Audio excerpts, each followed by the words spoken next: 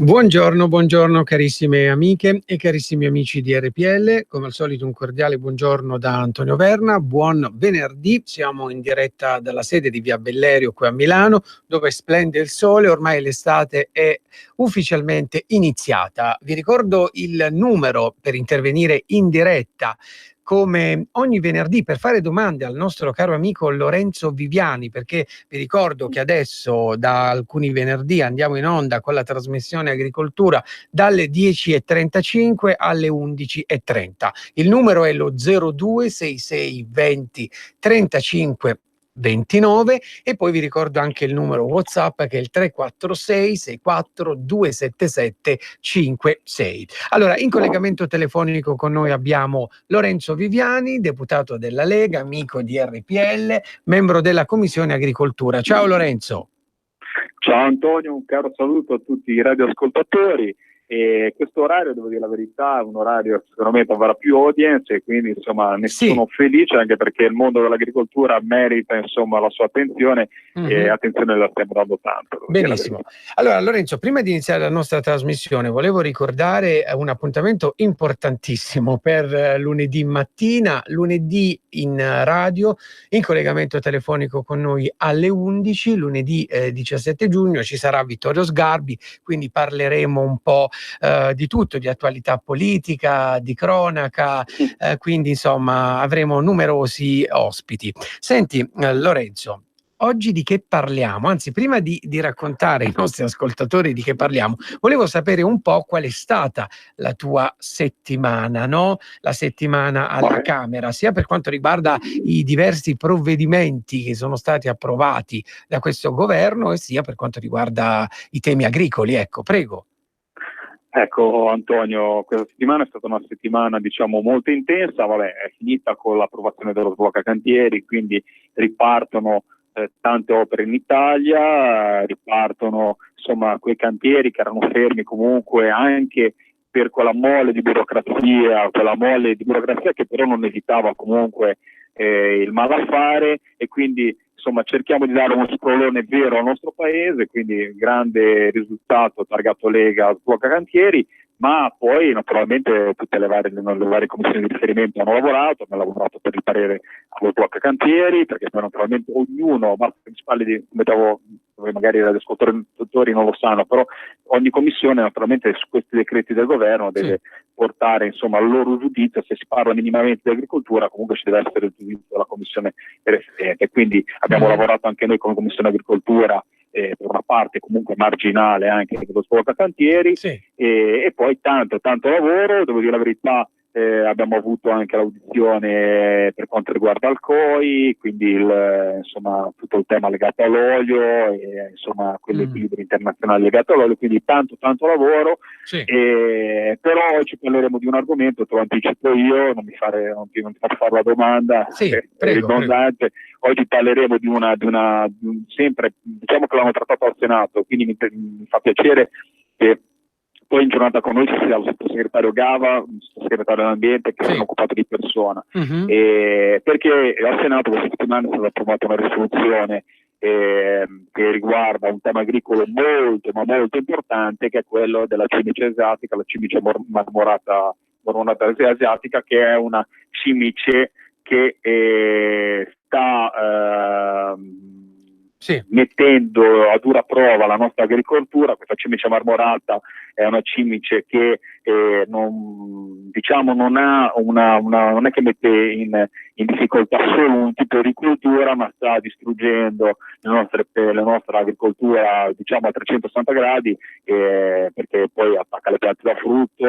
quindi insomma reca dei danni agli agricoltori non indifferenti, che hanno naturalmente pochissime possibilità di proteggersi, perché comunque noi anche nell'utilizzo degli agrofarmaci abbiamo un certo tipo di approccio che è comunque prudenziale, giustissimo, sacrosanto, e quindi ci dobbiamo reinventare altre formule, come ad esempio, poi ne parleranno gli altri degli esperti che sentiremo in trasmissione, con la copertura con gli antagonisti naturali, anche se esotici, ed è uscito questo nome, non so se l'hai sentito, perché fa molto ridere. La Vespa Samurai. La Vespa Samurai che sembra che è proprio l'antagonista. Col kimono che arriva. No, una vespa, invece sono una vespa molto piccola che va a parassitare le uova della cimice, ma comunque ci spiegheranno i nostri ospiti di oggi, spiegheranno molto bene questo problema, ed è un problema che mi sono sentito di fare puntatone sulla cimice asiatica insieme a te, perché è un problema che sta mettendo in dura crisi il nostro settore agricolo, il nostro cuore, chi porta la frutta di stagione sulle nostre tavole. Allora, Lorenzo, hai detto tu, hai annunciato i nostri ospiti. Il primo ospite di oggi è il dottor Davide Albonetti, che è un fitopatologo, è iscritto all'albo degli agrotecnici di Faenza. Buongiorno, dottor Albonetti. Buongiorno, la saluto. Grazie mille. Ci può spiegare un po' cosa fa un fitopatologo? Allora, può lavorare per consulenze private alle aziende agricole, ai consorzi, o anche collaborare con le regioni, nel mio caso la regione dell'Emilia Romagna, per individuare in campo delle problematiche come quella appunto della cimice asiatica o di altri patogeni che vengono introdotti soprattutto negli ultimi decenni grazie o a causa dell'incremento dei traffici internazionali di prodotti e merci, non solo alimentari, che possono attecchire nel territorio, creando ovviamente degli squilibri e, essendo specie pioniere, non mai presentatesi prima sul territorio, creare appunto una situazione di squilibrio tale da diffondersi, propagarsi, non incontrare nemici naturali indigeni, autoctoni, e come avete accennato voi, gli studiosi, gli esperti, noi abbiamo università, la regione, centri di ricerca che si occupano ovviamente di studiare il problema e di individuare la tecnica ormai collaudata, soldata da tantissimi anni, dei nemici naturali dai luoghi di provenienza. In questo caso parliamo del parista asiatico, Cina, Taiwan, Giappone, paesi come Cambogia e Vietnam. La cimice asiatica è un insetto come tantissimi, ricordatevi che ce ne sono milioni di insetti, di specie, diversi di insetti, che nessuno nota. E là non è notata proprio perché ci sono dei nemici naturali specifici che si preoccupano di tenere sotto controllo la popolazione, l'andamento demografico di questi insetti, e riducendo quindi la loro pericolosità e dannosità all'interno di sistemi agricoli strutturati come sono nell'agricoltura intensiva odierna. No, vorrei che lei ci spiegasse proprio meglio come si svolge il suo lavoro, cioè lei va, guarda le piante, insomma ci faccia un esempio proprio concreto. Ecco. Allora, le faccio questo esempio. Alcune regioni sono strutturate molto bene con dei servizi fitosanitari, ad esempio io le parlo della mia, per cui vengono assoldati, si attinge dagli albi professionali come appunto il mio di appartenenza, un certo numero di tecnici che poi vengono indirizzati in aree del territorio a monitorare l'eventuale presenza di questi nuovi patogeni sui quali si cerca di fare quarantena. Nel caso della cimice asiatica abbiamo individuato gli areali di distribuzione, ovviamente cominciando dal nord arrivando fino all'Emilia Romagna. Negli ultimi anni si è diffusa tantissimo, purtroppo anche nella provincia di cui faccio parte, Ravenna, creando i problemi di cui avete parlato. E oltre a monitorare la presenza, giustamente ci sono persone che poi successivamente si preoccupano della difesa o anche della soluzione definitiva del problema, con in questo caso l'inserimento della Vespa Samurai. Il mio compito quindi è quello di passeggiare. Guardi, attualmente sto passeggiando in un campo di patate, per farle un esempio. Benissimo, questo vogliamo, verificare i sintomi e rapportare ovviamente la presenza, anche eventualmente prelevando campioni, nel mio caso all'amministrazione pubblica, al servizio fitosanitario, in modo che si conosca l'areale di distribuzione, si conosca un attimo l'incidenza della presenza dell'infestazione del patogeno, e si possa poi quindi procedere a seconda di ogni patogeno con le dovute misure cautelative, che possono includere anche in alcuni casi la distruzione della pianta o di una piccola area del campo, o purtroppo a volte succede anche del campo completamente. Certo. Allora Lorenzo, non so se tu hai delle curiosità, Sì, no? ma io volevo fare una domanda a Davide, intanto lo ringrazio della sua presenza in radio, preziosa, perché da tecnico Grazie a lei. delle lucidazioni sicuramente insomma del tutto ottime. E no, la mia prima domanda era quella che riguardava, ad esempio, se la cimice asiatica è quella che noi poi notiamo, perché poi anche da comuni mortali, da cittadini, vediamo questa presenza incessante. Un po' ci sono sempre state le cimici durante l'inverno nelle case che svernavano, però diciamo che adesso la presenza è consistente, Esatto. quindi se è la solita cimice, ma soprattutto, ecco, qual è, ci hai già dato una risposta parlandoci dei rimedi, insomma, di trovare l'antagonista, perché comunque questa cimice non ha un antagonista naturale, che rischio può avere, ecco, di portare una specie esotica anch'essa sul nostro territorio, insomma, e come si svolge, Certo. viene allevata, ecco, sapere un po' queste cose, perché poi alla fine la lotta integrata è bella, sono quei paroloni che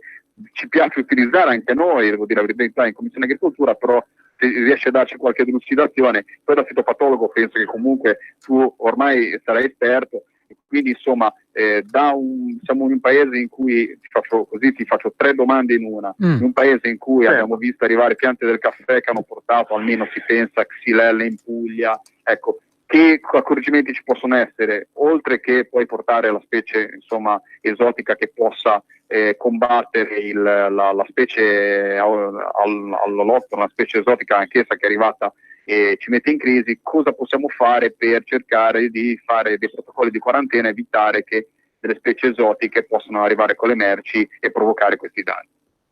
Ecco, sicuramente io posso dire questo.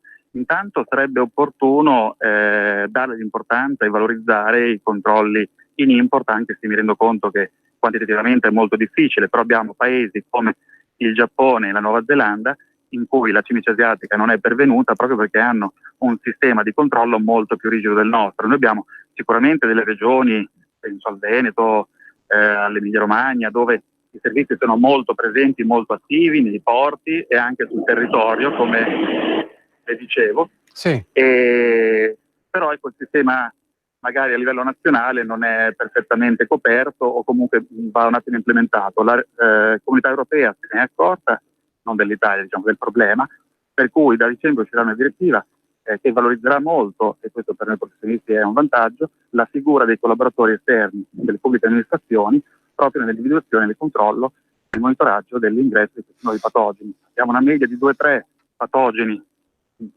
potenzialmente pericolosi di origine estera che arrivano in Italia ogni anno. Purtroppo gli ultimi hanno spaventato molto, pensiamo a quella che viene chiamata la vespa del castagno, che è stata messa sotto controllo proprio grazie a questa tecnica di andare a prelevare il suo nemico specifico naturale dal suo ambiente di origine e vedere se questo nemico riesce a instaurarsi e trovare condizioni giuste anche nei nostri climi e ambienti in modo da poter ridurre la popolazione e ridurre il danno che può fare. Stessa cosa si farà, come si è fatto poi, cito un altro esempio, per quella cavalletta bianca, non so come viene chiamata da gente che a metà anni 90, la Metcalfa, imbiancava tutte le siepi, e poi avete visto che è quasi scomparsa perché presente io, studente dell'Università di Bologna, con una struttura nota del Cesenate, che è un fiore all'occhiello a livello europeo perché alleva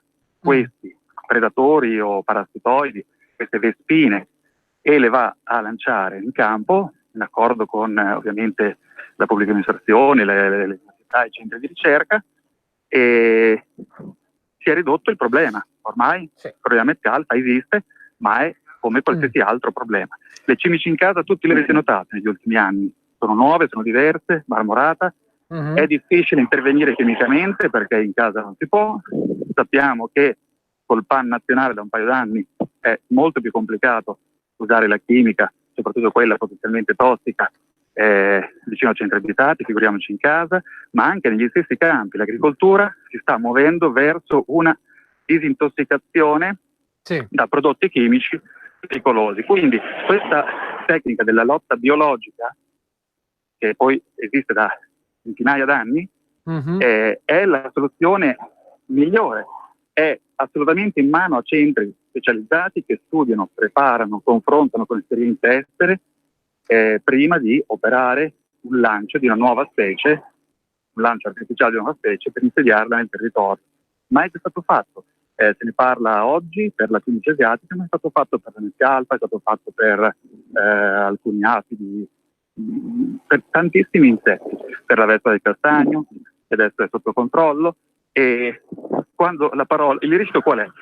Principalmente trattandosi di insetti monofagi, cioè che vivono solo esclusivamente sulle spalle, sulla pelle di uno specifico insetto, in questo caso la cimice, Sì. Anche, in realtà anche le cavallette, ma non ci disturba se poi ci va a diminuire la popolazione di cavallette, anzi ci fa un favore. Certo. E quello che può spaventare è il suo nome, perché una vespa nell'immaginario collettivo richiama un insetto che può fare danni e creare shock anafilattici. Non è il caso di un insettino che è lontanamente parente di una vespa, sempre sì un imenottero, ma stiamo parlando di un insettino di 1 millimetro o 2 che assolutamente non ha nessuna voglia di andare a perforare un'epidermide umana, ve lo garantisco. Dottor Albonetti, Sì, che poi la sua, sì, vai. la sua scusami Antonio se ti venivo, Vai. parlavo sopra, no? Perché poi la sua azione è quella di andare a parassitare direttamente le uova della cimice, quindi insomma di utilizzare per le proprie larve insomma le uova come alimento e tutto. Io ringrazio Davide. Sì, no, io volevo chiedere, Lorenzo, volevo chiedere un attimo al dottor Albonetti. Allora, nella sua passeggiata... Perché sentivo il dottore perché sto passeggiando, vi chiedo scusa per il campo di patate, quindi... volevo chiedere, insomma, durante questa passeggiata che cosa sta notando?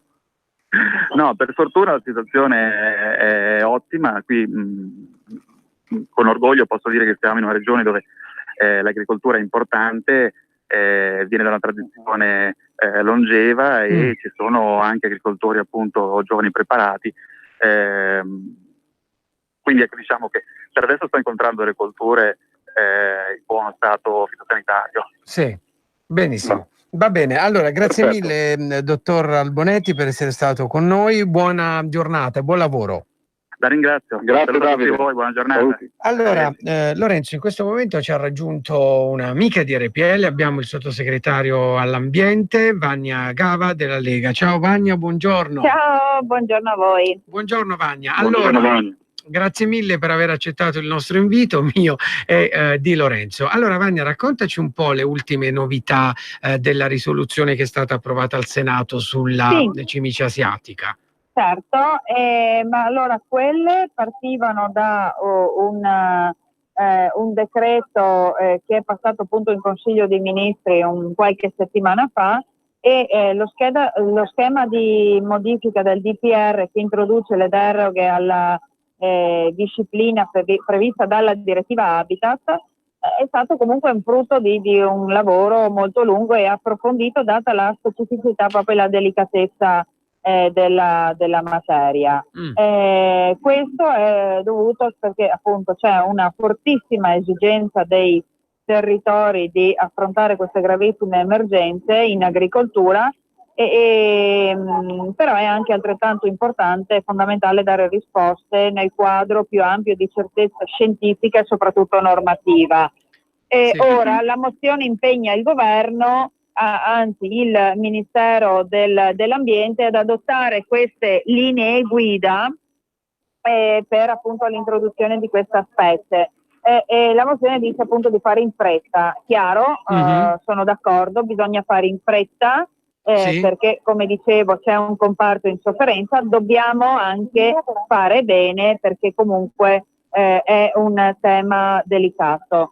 Non appena, perché io voglio ricordare che ancora non è stata pubblicata questo decreto, il provvedimento non è stato pubblicato in Gazzetta Ufficiale, non appena appunto verrà pubblicato in Gazzetta Ufficiale, io ho già parlato con la direzione del nostro ministero, faranno in modo appunto di convocare i tavoli con l'ISPRA e di partire per scrivere queste linee guida. Benissimo, allora Vania e Lorenzo, abbiamo una telefonata, sentiamo chi è in linea, poi andiamo in pausa pubblicitaria e commentiamo. Pronto, buongiorno. Pronto, buongiorno. Buongiorno signora. Sono Cara da Busto. Buongiorno. Senta, ciao Antonio, volevo dire al signore lì della Lega che noi qua dove c'è il Parco del Ticino, io convivo con le cimici da 10 anni, ma le nostre cimici erano verdi, adesso ci sono solo quelle asiatiche. Purtroppo non ci sono solo le cimici, abbiamo anche le mosche cinesi, piccole, nere, lucide, che loro vanno alla radice sia delle piante da frutto che non esistono più, sia delle fiori, le rose, le distruggono. Qua viviamo proprio, ma in un modo tremendo con le cimici. Anche adesso sono in letargo. Quando maturano i pomodori verranno, fanno le macchie, poi infestano tutte le case fuori e i zanzariere, tutte non riescono più a tenerli. Qua, Busto Arsizio, non ha che Pozzolo, insomma. Grazie. Va bene, signora Carla. Allora andiamo un attimo in pausa pubblicitaria e ci risentiamo tra pochissimo. Porta con te ovunque RPL. Scarica l'applicazione su smartphone o tablet dal tuo store o dal sito radiopadania.org. Cosa aspetti?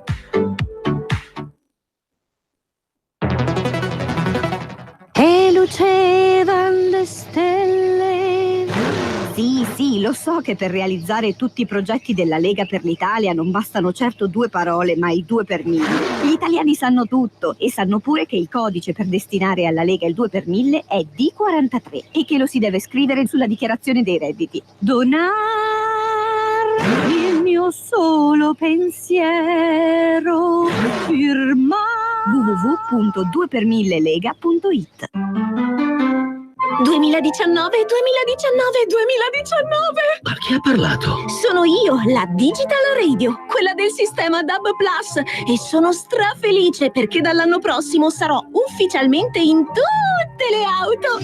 È ora di vivere la magia della Digital Radio. Se stai pensando di comprare una nuova auto, pretendila con il sistema DAB+, il suono perfetto. Dal 2019 in tutte le auto nuove.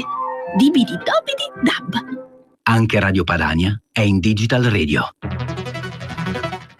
Messaggio per tutti gli imprenditori, gli artigiani, i commercianti, i liberi professionisti. Hai un'attività? Dei prodotti da promuovere? Prova la pubblicità sulla nostra radio. Radio Padania ha preparato per te una grande promozione per aiutarti a sostenere la tua attività a tariffe davvero straordinarie. Informati, vedrai che si può fare. Mandaci una mail all'indirizzo spot@radiopadania.net. Con Radio Padania si può fare. Rieccoci carissimi amici di RPL, di nuovo un cordiale buongiorno da Antonio Verna. In collegamento telefonico con noi abbiamo Vania Gava, sottosegretario all'ambiente, e Lorenzo Viviani, deputato della Lega. Allora, Lorenzo o Vania, volete commentare le parole della nostra ascoltatrice? Sì, ma velocissimo, prima mi permetto di dire una parola prima del sottosegretario. Sì. No? Intanto la saluto. Ciao Vania, no, ciao, è un problema grossissimo che poi Vania magari ci spiegherà molto bene anche legato magari alla direttiva Habitat cosa si può fare. Certo che un'invasione, letteralmente, da usare la parola letterale invasione, l'abbiamo di specie esotiche che arrivano da altri paesi, basti pensare la vespa velutina che è in Liguria, sta arrivando dalla Francia, che è anch'essa arrivata dalla Cina tramite container, che sta mettendo a dura prova chi fa miele, gli apicoltori, perché uccide, essendo carnivora, le nostre api autoctone. Quindi insomma abbiamo una serie di problemi legati proprio a queste, e il problema non può essere risolto giustamente solo dall'Italia, ma deve essere un problema che viene affrontato a livello europeo, perché poi abbiamo comunque dei passaggi, abbiamo dei traffici che comunque sono legati anche alla gomma, quindi insomma se gli standard qualitativi ce l'abbiamo a livello di controlli elevati, devono avercene anche gli altri paesi, perché a questo punto poi se quello che non mi entra dal porto di Genova, per farsi capire, o dal porto di Venezia, mi arriva attraverso il Brennero o altre insomma via. E lascio la parola a Vania. Sì, Vania, prego. Sì, ho sentito l'intervento e la telefonata della signora, Sì. Allora mi rendo conto che le problematiche poi sono diverse. Noi abbiamo affrontato questa per prima, proprio portando questa modifica della direttiva Habitat, Perché questa è quella che comunque ha dato dei grossissimi problemi, soprattutto in ambito agricoltura, alberi da frutto e mais, insomma è stato veramente colpito un settore importante della nostra economia e quindi ci abbiamo messo mano. È chiaro che questo schema di modifica può aprire a tutto, però bisogna anche stare attenti a come andiamo ad operare, perché dobbiamo lavorare in un quadro ampio di certezza scientifica, ma soprattutto normativa. Questo schema sicuramente, questa modifica serve, dobbiamo adoperarla con cautela, come si suol dire, ecco, per non andare a creare il danno oltre che il vantaggio. In questo modo si è voluto combattere a questo insetto, alla cimice, con un altro insetto, cioè una lotta biologica per non andare ad utilizzare agenti chimici, agenti che poi insomma hanno le loro controindicazioni. Quindi c'è una modifica, c'è un percorso, dobbiamo, ribadisco, lavorare con cautela. Perfetto, abbiamo un'altra telefonata, mi dice Giulio dalla regia che risaluto. Buongiorno Giulio. Allora, prego, buongiorno signora o signore. Pronto? Buongiorno, prego. Mi sente? Sì, benissimo. Prego. Buongiorno, sono Giuseppe. Niente, volevo parlare della cimice, no? Sì. Chiedere, siccome io sono produttore di nocciole delle Langhe, qui di Alba, dove la cimice becca sto frutto, poi sto frutto diventa cattivo e neanche la Ferrero non lo prende più, dà dei danni enormi, ti porta degli abbassamenti di prezzi da paura, però stanno parlando di fare questo, quell'altro, ci fanno dare dei prodotti, per esempio uno che si chiama karate, no? Che si dà è come darci dell'acqua fresca, rende soltanto i venditori, non fa assolutamente niente, non la fa morire. Cosa fa? Quando tu dai questo prodotto lei scappa, va al campo del vicino, quando dal vicino là viene a casa tua. Perciò per i fitofarmaci diciamo che combattono, per adesso non c'è niente, sono soltanto dei mangiasoldi. Poi parlano degli insetti killer, lì quella della samurai, quella della sciabola, tutte quelle bestie lì cosa fanno? Vanno a uccidere le uova alle api e distruggono le api, perciò è diventato un grosso problema. A me pare perfino che si sia creato un laboratorio, tutto un sistema per le grosse industrie farmaceutiche. Buona giornata. Grazie mille. Allora, io non so, radioascoltatore, giustamente Antonio, poi chi produce si sente, perché ricordiamo che chi produce investe per l'anno successivo, investe la vita, e quando se la vede spazzare via da un insetto e rimanere impotenti davanti alla distruzione così è qualcosa di terrificante, fatemi dire, perché poi mi mette in crisi l'intero settore. Pensate anche poi non so se avremo la possibilità di sentire una nostra ascoltatrice che ci aveva chiamato e ci aveva denunciato per prima, insomma, il discorso della cimice qualche puntata fa, prima che ne accennassimo noi in radio, però colpisce tutti, è quello il problema di questa cimice asiatica, che è fitofaga, ma insomma va su tante piante da frutta, addirittura sulle nocciole, quindi insomma ha uno spettro ampissimo, un problema da risolvere. E io devo dire la verità, la fortuna di avere il lato Lega, e questo non lo faccio un commento, ma se lo merita tutto il nostro sottosegretario Gava, perché avere una persona come lei pragmatica in un ministero che di solito, fatemi dire, il Ministero dell'Ambiente è molto insomma sdraiato su delle tematiche magari legate, invece avere una persona pragmatica come lei che capisce cosa deve essere fatto e insomma anche per quanto riguarda fauna selvatica e comunque un approccio pragmatico e diciamo targato Lega alle soluzioni di questi problemi ci vuole, e sarà quello che insomma ci porta alla risoluzione del problema.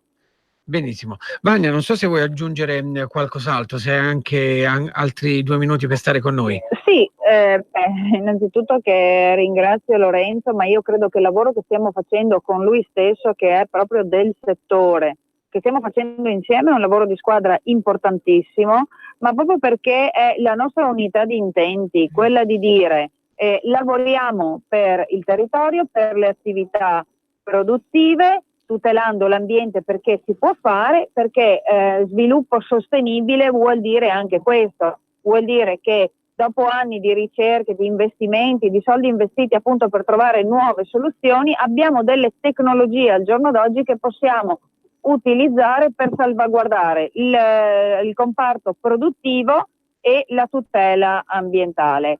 Ora più che mai, proprio con questo schema di decreto e per questo problema l'abbiamo soluzionato appunto introducendo non facendo la lotta con agenti chimici e fitofarmaci, ancorché controllati e quant'altro, però abbiamo voluto introdurre, appunto, visto che un nuovo sistema c'è, esiste e sta dando buoni frutti, abbiamo voluto investire nella lotta biologica per salvaguardare quello che è, ribadisco, un settore importantissimo per l'economia del nostro paese. Benissimo, allora grazie mille Vania per essere stata grazie a voi per l'invito. Buon proseguimento di giornata e buon lavoro.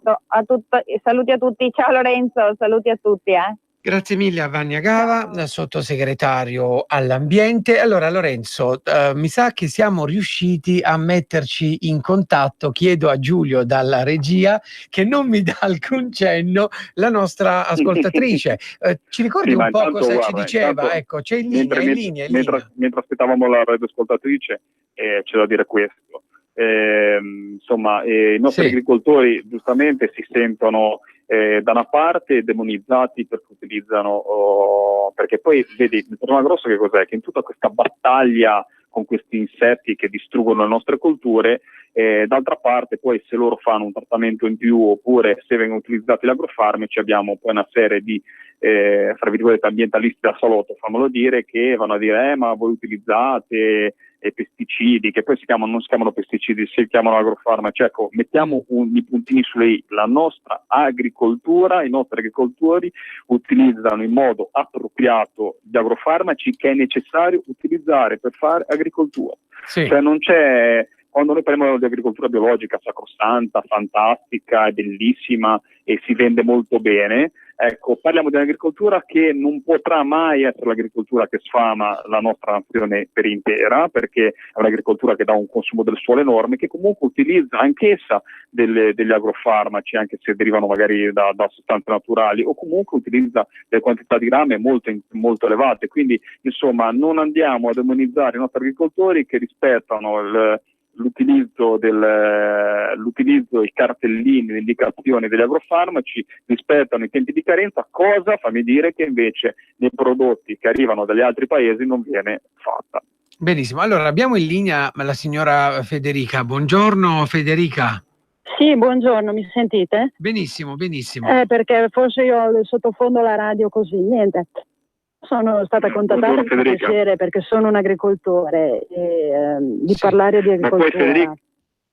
Poi Federica, ci faceva piacere di sentirti perché qualche settimana fa avevi chiamato in radio e ci siamo sentiti naturalmente per esaminare il problema, mi ha mandato foto, mi ha mandato tanto materiale, però insomma era giusto, dato che comunque avevi quasi portato te l'argomento, anche se è un argomento che insomma è famoso, un argomento che viene gestito a livello di ministero, però insomma eri stata te a portare nella radio prima, quindi volevamo sentire un po', ecco, cosa vuol dire avere il danno da cimici asiatiche, cosa vuol dire per un agricoltore ritrovarsi. Adesso mi hai detto che arrivo perché ciliegie,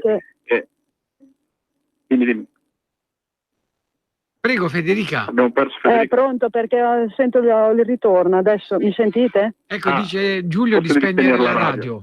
Sì. Mi sentite? Sì, benissimo, benissimo. Perfetto, allora salve, io volevo proprio parlare di questo problema perché comunque la cimice a tutt'oggi non ci sono stati dei mezzi, delle soluzioni efficaci, noi abbiamo delle perdite del 60-70%. E quindi avere perdite di questo genere mi sentite? Sì, sì, benissimo. Allora, io volevo parlare di questo perché forse devo scollegare. Allora, se hai il ritorno... Conviene che scollega il bello della diretta. Deve essere la radio o l'applicazione che secondo me gli dà ritorno a Federica, quindi... Va bene. Ecco, vediamo. Allora, nel caso la richiamiamo. Il bello della diretta, ma il bello di questa trasmissione, fammi dire Antonio, che essendo una trasmissione sull'agricoltura e sulla pesca, perché io specifico anche pesca, perché naturalmente da pescatore professionista devo mettercelo ogni tanto, però è molto bella perché diciamo che è molto casalinga, casereccia e parliamo con le persone che lavorano, persone in campo. Lorenzo, Federica, perché io sento il ritorno ma non so se riesco. Ora ci sente, signora Federica? Io sento però. Sente il ritorno. Va bene, allora Se mi aspetti riprovo a scollegare, perché secondo me c'è qualche problema. Riproviamo più tardi, tra pochissimo, non si preoccupi. Senti Lorenzo, ma però fammi aggiungere, Antonio, che il bello è sentire prima un agrotecnico che era comunque a fare il suo lavoro in un campo di patate, andando a cercare, insomma, stava monitorando la zona, e poi si sente il sottosegretario, ma è una trasmissione che si inventa giorno per giorno, ma con le persone vere, con le persone che arrivano dal lavoro, che insomma oppure si stanno impegnando politicamente per risolverlo, e quindi secondo me è un dato che non è da poco. Fammi dire una cosa, sul settore agricolo ci sono tante battaglie da fare. Ricordiamoci sempre una cosa quando parliamo di agricoltura: purtroppo tante cose si possono fare a livello tecnico, e ad esempio questa sarà una battaglia che dovremo fare a livello ministeriale. C'è tanto da fare a livello europeo, perché come dicevo prima,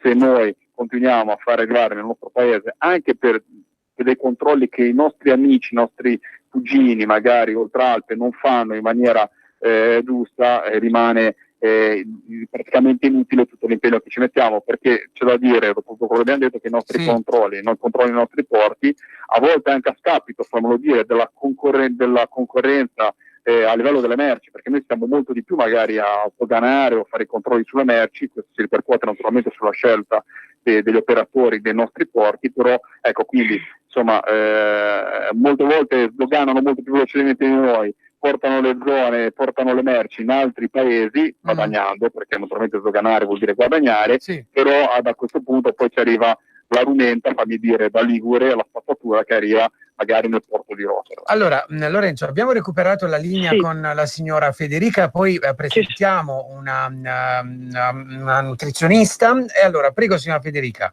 Salve, buongiorno, adesso riesco a parlarvi, scusate, ma si vede che c'era... Ci sentiamo anche meglio, Federica. Perfetto, perché prima avevo il ritorno, vabbè, niente.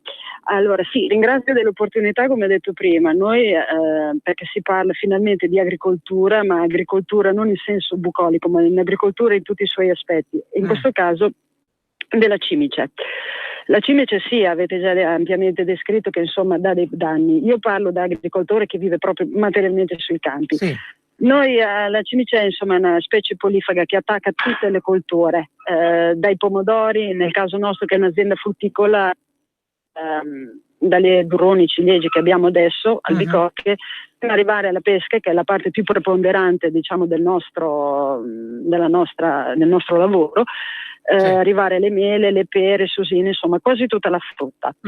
Allora, io diciamo che finora grossi metodi di lotti dal punto di vista chimico non ce ne sono stati, ce n'erano, ma sono stati tolti come principi attivi. Non chiedetemi il perché e il per come, ma noi ci si deve adeguare. Come l'unico al momento, come l'unico mezzo di difesa alla cimice può essere costituito dalle reti, le reti totali, che sono un prolungamento delle normali reti antigrandine che chiudono il campo. Ce ne sono due tipi, o a capannina che cadono per terra, oppure la rete, diciamo, totale, che avvolge il singolo filare a mo' di sacchetto sostanzialmente, che proprio lì difficilmente entra, e quando si danno i trattamenti antiparassitari rimane imprigionata proprio per il principio attivo. Io sono favorevole all'introduzione di questa vespa, che anche a livello, diciamo, regionale c'è una ditta che ha studiato un altro tipo di antagonista naturale che essendo della zona non avrebbe problemi normativi come l'importazione della vespa samurai. Cioè, noi siamo favorevoli, i miei agricoltori da anni ci dibattiamo su questo, e dibattiamo. La sentiamo male Giulio della Regia. L'abbiamo persa. Federica, andavi bene fino adesso, ma andava benissimo perché si sentiva benissimo. Va bene. Ecco, adesso mi sentite? Adesso ci sentiamo di nuovo. Ecco, allora dicevo, noi da anni ci battiamo come agricoltori e dibattiamo anche per l'introduzione di questi antagonisti in natura, però finora ci sono sempre state delle risposte, ma non si può perché non facciano dei danni sostanzialmente. Ho detto sì, è vero, ha ragione che non bisogna limitare le specie aliene, non bisogna introdurre specie aliene esotiche nei nostri insomma territori, però quando si hanno delle perdite dal 60-70% di prodotto in campo, sono necessarie. Cioè, oramai che danni volete fare? E io ho mandato anche all'onorevole Viviani diverse foto. Nel caso specifico delle pesche, i danni possono essere anche addirittura del 100%, a secondo della varietà. Sì. Noi siamo in un'epoca, diciamo, di fase di diradamento delle pesche, cioè scegliamo i frutticini più belli che andranno poi a maturazione, quindi staccati. Ma la cimice inizia già da adesso a fare dei danni, quindi succhia nel punto di suzione, crea depressioni che, se sono minime, forse il frutto riesce comunque a rimarginare la ferita, tra virgolette. Se sono massime, il frutto cresce deforme, cade, oppure nel caso in prossimità della maturazione i tessuti suberificano, fanno come proprio sotto la buccia uno strato di sughero, anche legnoso ed immangiabile, e quindi la perdita c'è, cioè oltre al danno estetico c'è anche il danno proprio della serbovolezza, che non puoi venderlo. Certo. E qua, ad esempio, la nostra zona, diciamo, parlo un po', che secondo me è il pensiero un po' di tutti gli agricoltori, il distretto dell'area di provincia di Modena, Bologna e Ferrara è un distretto molto importante per la frutticoltura, soprattutto per le pere. I danni ingenti che ha fatto sulle pere sono enormi. Tant'è vero che molte pere vengono destinate purtroppo neanche al commercio fresco, quel poco che si sa, tranne il poco che si salva, ma proprio o alla spremitura come succhi, se si riesce, o addirittura come alcol, produzione di alcol, ecco. Sì, quindi con ricavi molto bassi, francamente viene quasi buttata via. Quindi ripeto, la sostenibilità ci deve essere, però deve essere anche una sostenibilità economica per noi.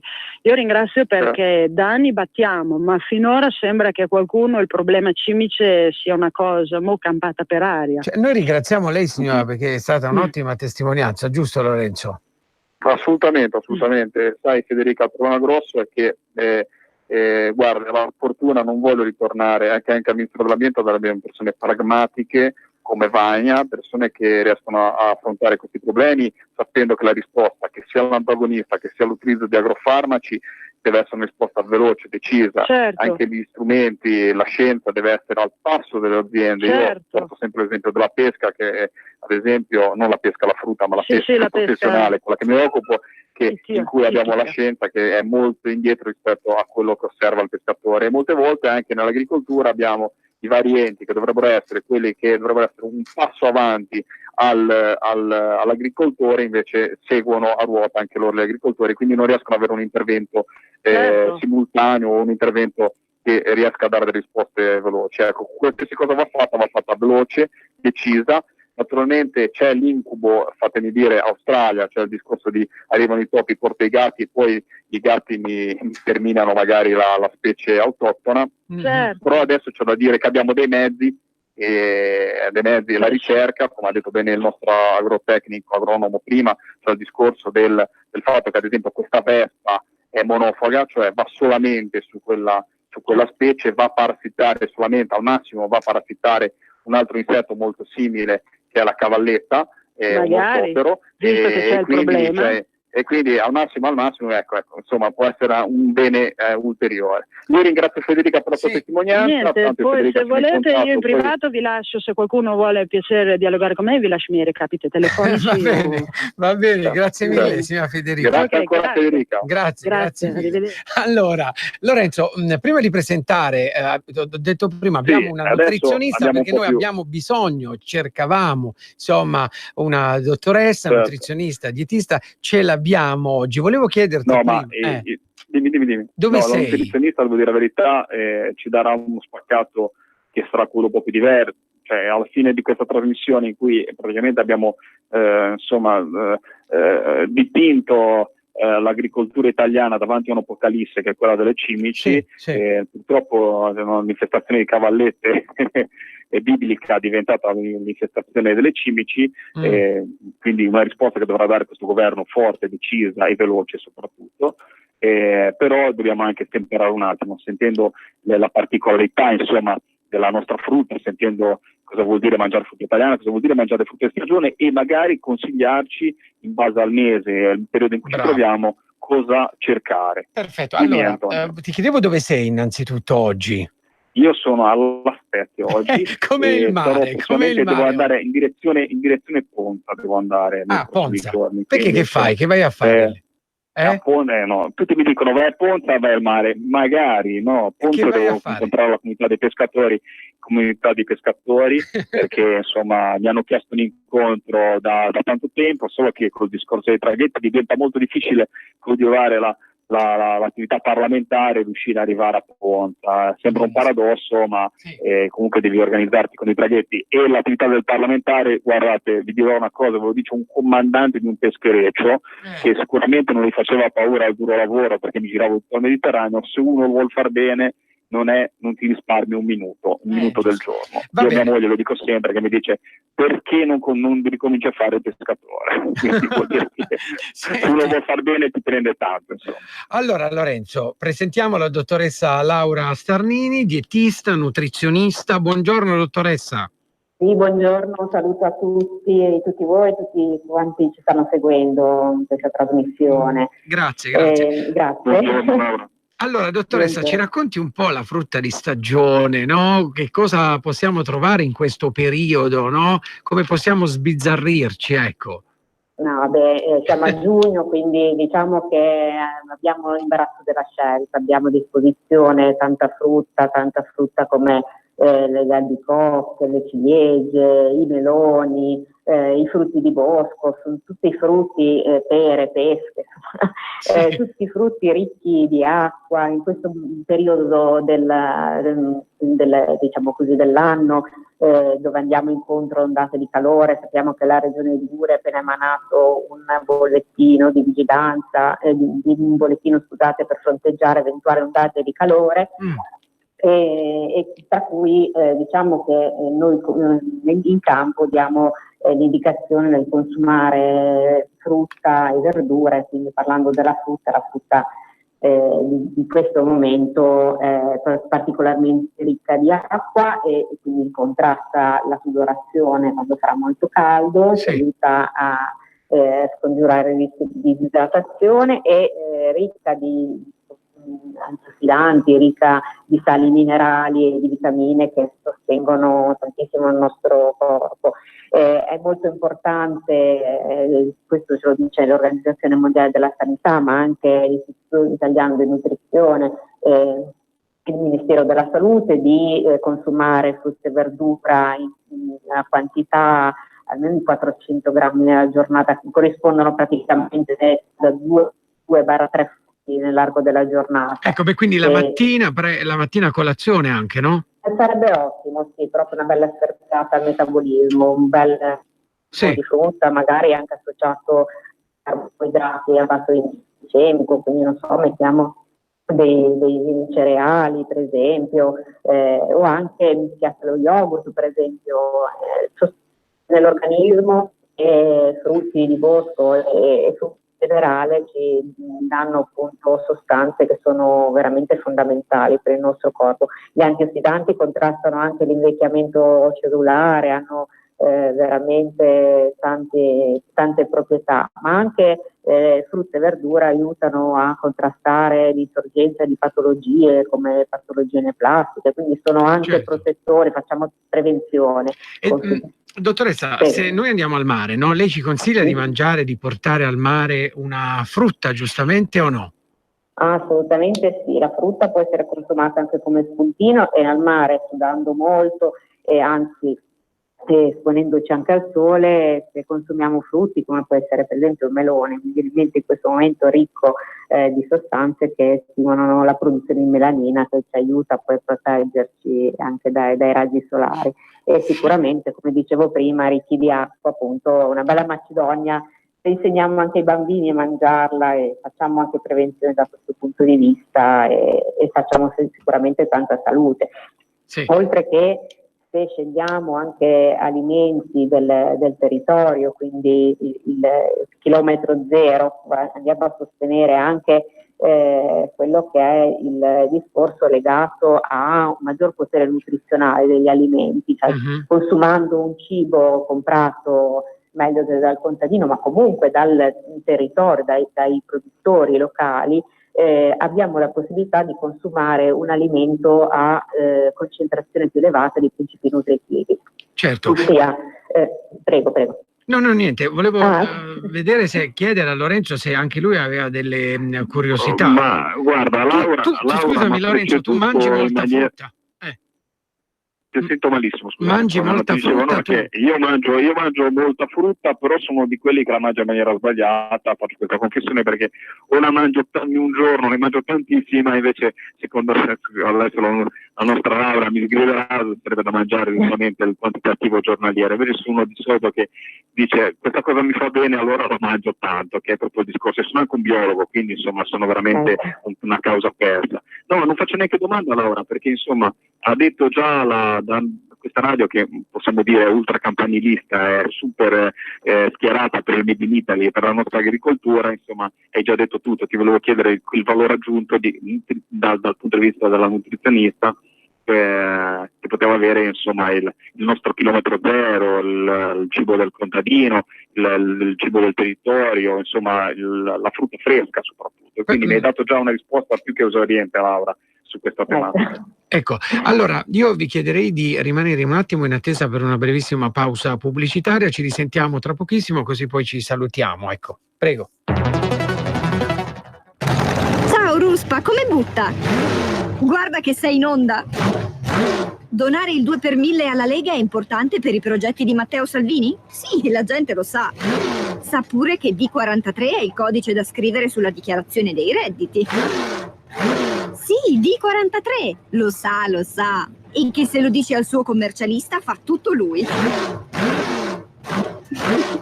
No, Ruspa, questa non possiamo dirla in radio. D43 è una sigla importante. Serve a dare più forza ai progetti che Matteo Salvini vuole realizzare. Quest'anno il 2 per 1000 donalo alla Lega di Matteo Salvini. Dillo al tuo commercialista. Donare il 2 per 1000 alla Lega è un'ottima azione. www.2per1000lega.it. Messaggio per tutti gli imprenditori, gli artigiani, i commercianti, i liberi professionisti. Hai un'attività? Dei prodotti da promuovere? Prova la pubblicità sulla nostra radio. Radio Padania ha preparato per te una grande promozione per aiutarti a sostenere la tua attività a tariffe davvero straordinarie. Informati, vedrai che si può fare. Mandaci una mail all'indirizzo spot@radiopadania.net. Con Radio Padania si può fare. Sono Giovanna. Mondoflex. Voglio presentarvi una nuova promozione Mondoflex. Un materasso in memory, ergonomico, a 2 strati, completamente sfoderabile, a soli 199 €. Con Mondoflex dormite sonni tranquilli. Vi aspetto. A Treviolo e a Melzo, il sabato orario continuato. Mondoflex reti e materassi. A Treviolo, Melzo, Monza, Erba, Crema, Castelmella Brescia e Desenzano del Garda. Mondoflex, fornitore ufficiale Atalanta Bergamasca Calcio. Per la tua pubblicità su Radio Padania Libera, scrivi a spot@radiopadania.net.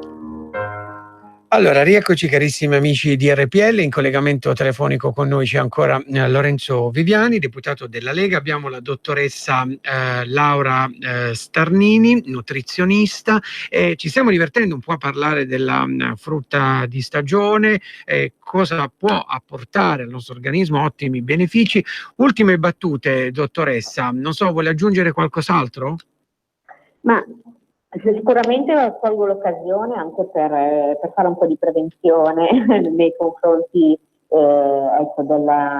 diciamo così, per i bambini, per dare un supporto alle mamme. Ecco. Le mamme con bambini molto piccoli, consiglio di tagliare a pezzettini piccoli i frutti perché sono scivolosi, quindi la frutta deve essere assolutamente reintrodotta anche nei bambini, quindi deve rientrare, dico reintrodotta perché spesso in ambulatorio sento che sono sia frutta che verdura sono scarsamente consumati, quindi invito a favorire il consumo di alimenti come frutta e verdura che sono veramente fondamentali nella nostra alimentazione, sono proprio alla base della sana e corretta alimentazione, quindi aiutare a insegnare ai bambini quali sono i frutti, portarli a fare passeggiate nel territorio, mostrargli qual è l'albero di ciliegie piuttosto che dove cresce la pesca, perché poi alla fine se ci si scosta troppo da quello che è la natura, il bambino pensa che le cose nascono nei supermercati, ecco, quindi è importante sottolineare anche questo, ecco. Parole sante, Laura, che diciamo e specifichiamo non l'ha messa in bocca i conduttori, quindi insomma è stata la nutrizionista più azzeccata per questa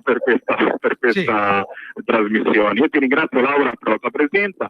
Poi in seguito vedremo come riuscirti a coinvolgerti nelle varie puntate. Del venerdì. Grazie Antonio per tutto, per la conduzione. Sì, grazie a te e ti auguro un buon weekend, vai al mare, abbronzati e speriamo di rivederci presto qui. Io il mare lo vedo solamente dallo scopo lavorativo, ricordati, lo sai che io sono un pescatore, noi pescatori ce ne manca poco al mare.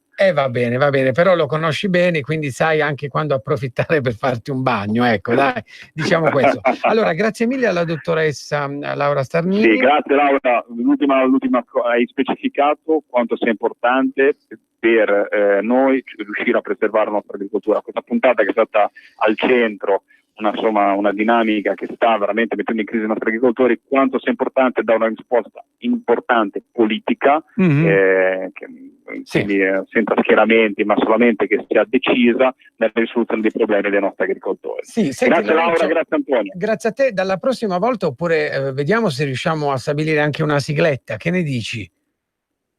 Ecco, assolutamente, una sigletta. Una sigletta iniziale della nostra trasmissione, una sigletta finale. Ok. Ci mettiamo la pecora che è bella, ci facciamo tipo la vecchia fattoria. Va bene, dai, allora buona giornata e buon lavoro.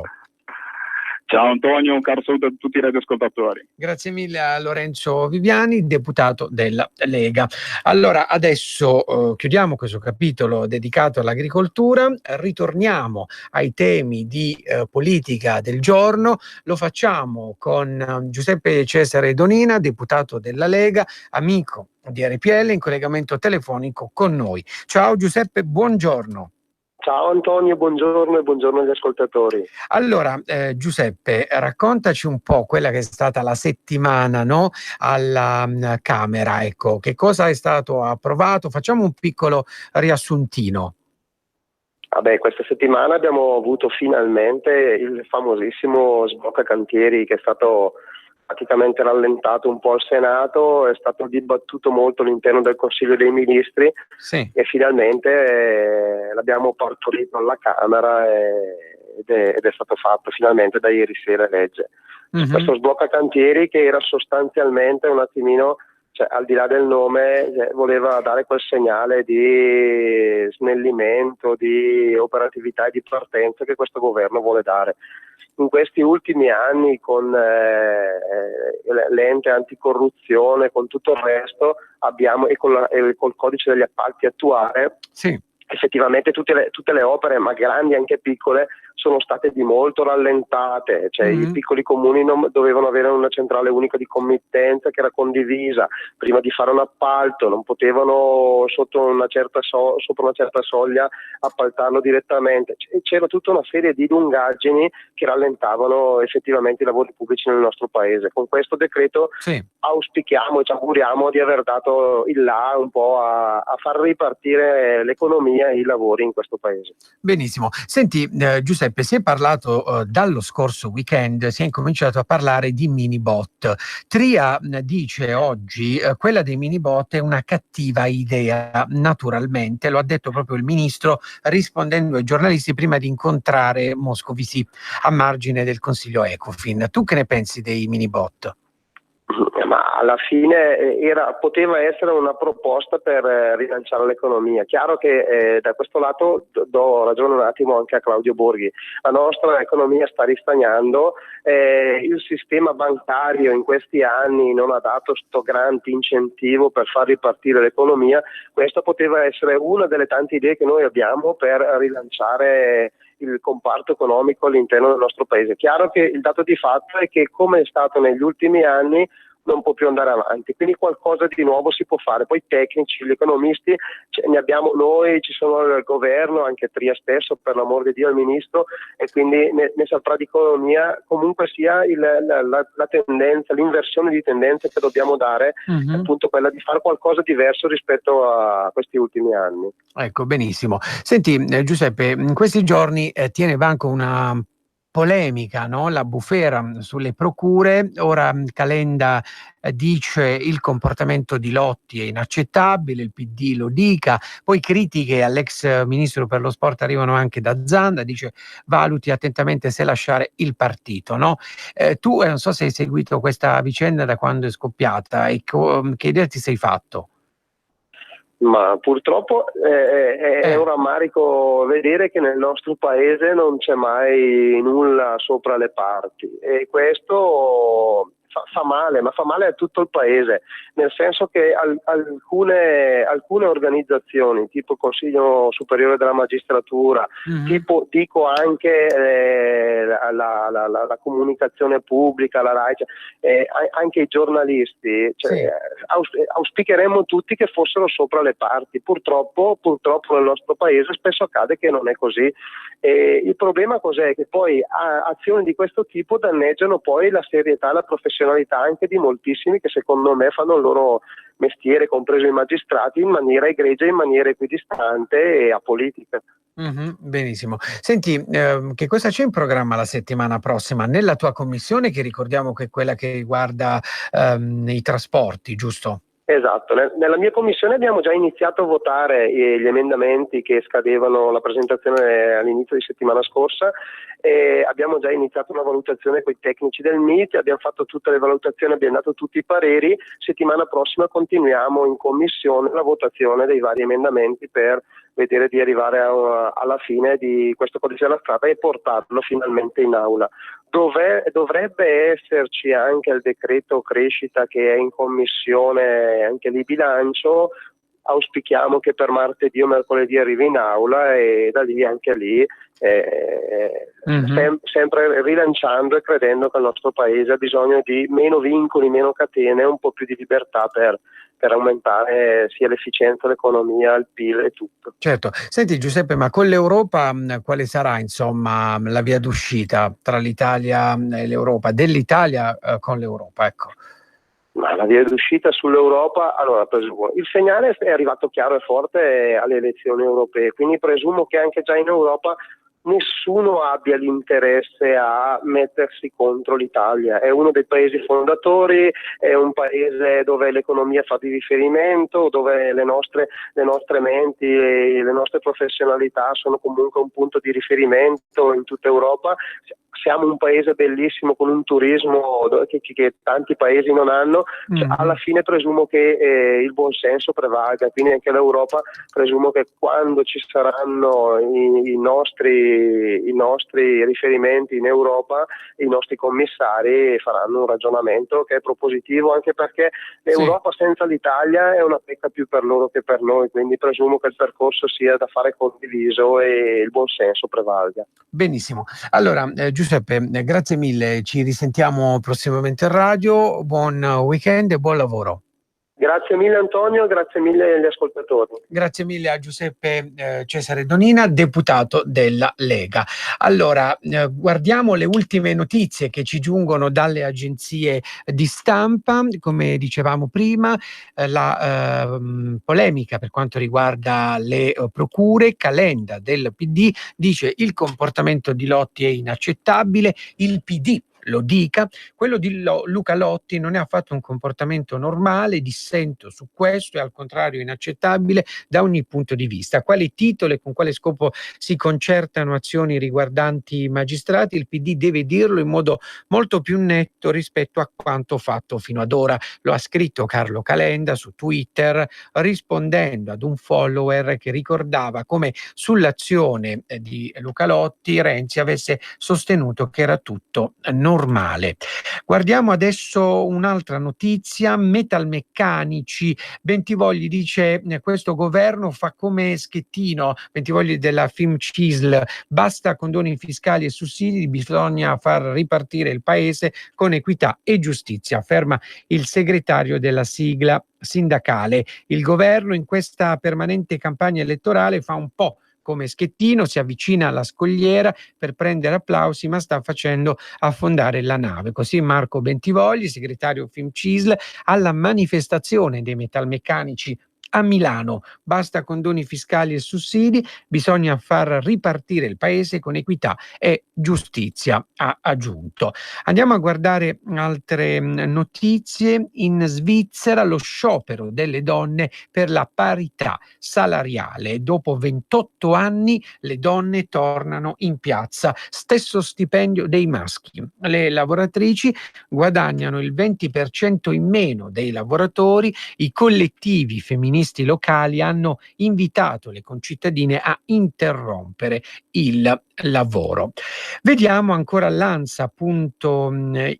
Vediamo cosa c'è, che altre notizie ci sono. Seviziato per un falso profilo Instagram, aveva messo la foto taroccata, uno degli aggressori con parrucca in testa, prelevato sotto la minaccia di una pistola, portato in un terreno nelle campagne di Villa Literno nel Casertano con una corda al collo e poi legato con lo scotch al tronco di un albero dalla testa ai piedi da 3 fratelli che lo hanno violentemente picchiato per un falso profilo Instagram con la foto taroccata di uno dei 3 con una parrucca in testa. Ore di terrore per un 31enne di Casa Pesenna, giudicato guaribile in 20 giorni per ecchimosi vari. I 3 sono stati denunciati per sequestro di persona e lesioni varie. Ancora l'industria, il fatturato ad aprile meno 1%. Vediamo poi un'altra notizia, i NAS nei ristoranti etnici, metà irregolare, nel mirino anche gli all you can eat, cibi scaduti e scarsa igiene, cibi scaduti, scongelati e ricongelati, mancato rispetto delle norme igieniche, etichette incomprensibili, importazioni vietate. I controlli dei NAS, dei carabinieri in tutta Italia sui ristoranti etnici e depositi di alimenti provenienti dall'estero hanno accertato irregolarità in 242 strutture, quasi la metà dei locali ispezionati. Allora, adesso sentiremo Giulio dalla regia, ci manderà un intervento. Allora, io vi ricordo l'appuntamento per lunedì mattina, lunedì 17 giugno alle 11 con Vittorio Sgarbi in collegamento telefonico con noi. Ci saremo io, Giulio Cainar, che è il direttore, e Semmi Varin, che parleremo con il critico d'arte Vittorio Sgarbi alle 11 lunedì mattina. Io vi auguro un buon weekend, ci risentiamo lunedì. Grazie a tutti per averci seguito. Fatta in deficit e quindi non rispettando tutto quello che abbiamo già promesso all'Europa lo scorso autunno. Non temete che i mercati potrebbero avere un calo di fiducia nei confronti della nostra economia? Chi l'ha detto che alla fine avverrà in deficit? Vediamo, ci sono delle risorse in più, anche delle entrate in più che sono arrivate dall'IVA, dei risparmi che sono stati ottenuti dal reddito di cittadinanza e quota 100. È appena arrivato un tweet di Dombrovskis all'Italia. Servono correzioni sostanziali, scrive. Questa Commissione europea un qualche pregiudizio verso la linea politica di questo governo ce l'ha, ma detto ciò, un grande rispetto, si andrà a discutere, la tenuta dei conti pubblici ovviamente interessa a tutti. Non ricordo delle situazioni così oscene di un governo che non sa da che parte andare, che ci sta isolando dall'Europa, che ci ha portato ad essere la maglia nera in Europa, non abbiamo sviluppo. Presidente, il Presidente Toti oggi ha detto che è finita un'epoca, ha detto che lei dovrebbe pensare a come lasciare il partito. Lei ha intenzione, Chi l'ha detto questo? Il Presidente Toti, in che condizioni lasciare il partito? L'ho nominato io e chiede alla democrazia un nominatissimo. Ieri alla Camera è stata la giornata dell'approvazione dello sblocca cantieri. Lega e 5 Stelle in aula sono uniti, ma in commissione bilancio si spaccano sui fondi a Radio Radicale.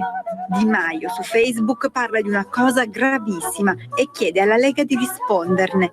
Poi andiamo avanti, scrive. Siamo persone serie. Cosa è accaduto? Nel contratto non c'è scritto che i voti differenti devono essere condivisi. Infatti non è che siamo legati a morte, se c'era un provvedimento giusto per l'autonomia dell'informazione, chi ha deciso probabilmente ha deciso per il meglio. Ma ad agitare le acque della politica ci sono anche le inchieste sul CSM. Luca Lotti su Facebook si difende parlando di strumentalizzazioni. Forza Italia chiede a Mattarella lo scioglimento del CSM, mentre il ministro Bonafede fa partire le prime azioni disciplinari. A fine giornata arriva l'annuncio del Capo dello Stato. Ci saranno elezioni suppletive. Ora si volti pagina. Allora, notizia dall'Eurogruppo, Enzo? Il presidente, che è Centeno, che è il ministro delle finanze portoghese, che dice ci sono gli elementi per andare avanti con la procedura di infrazione. Stessa dichiarazione anche di Moscovici. È in corso una conferenza stampa ora a Lussemburgo. Poi ci collegheremo. Ciocca. Non bisogna aver fretta di invecchiare, cioè sappiamo benissimo che la decisione verrà presa l'8 e il 9 di luglio e mi sembra che il governo in questo momento stia dialogando con l'Europa e mi auguro che l'Europa sia in grado di imparare ad ascoltare un po'. Con quali stati dialogate? Perché poi il tema non è l'Europa in sé, cioè devono decidere gli stati. Dialoghiamo con chiunque oggi è in grado di vedere l'evidenza. Sono 17. Chiunque chi? Cioè, chi sono gli alleati le do d'Italia, questo elemento. Ci sono 17 paesi in questo momento che prendono di più di quanto danno l'Europa. Contributore netto, abbiamo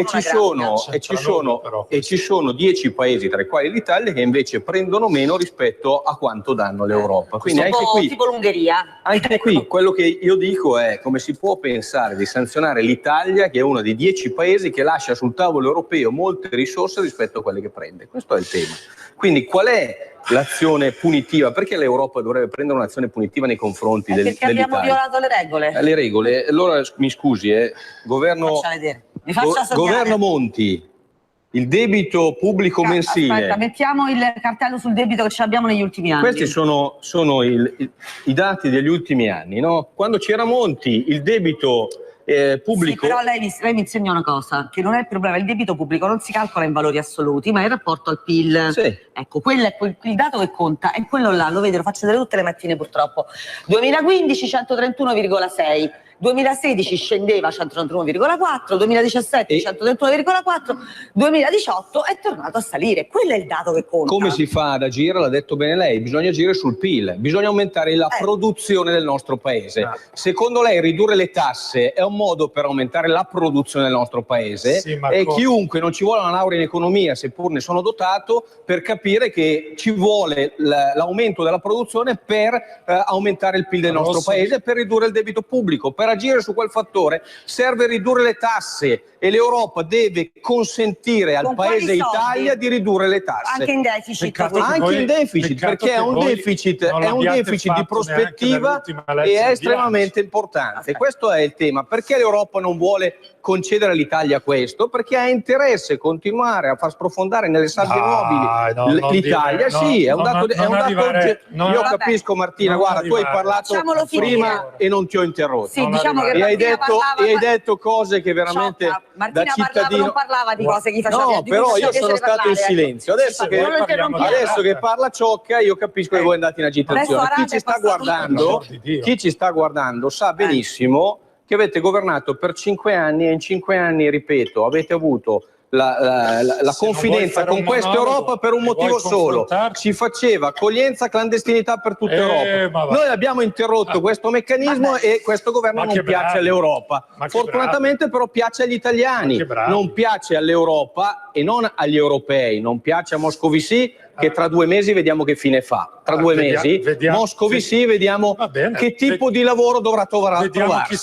Vediamo tra 2 mesi che tipo di lavoro Moscovici andrà a fare. Lo voglio andare a trovare nel suo posto di lavoro nuovo.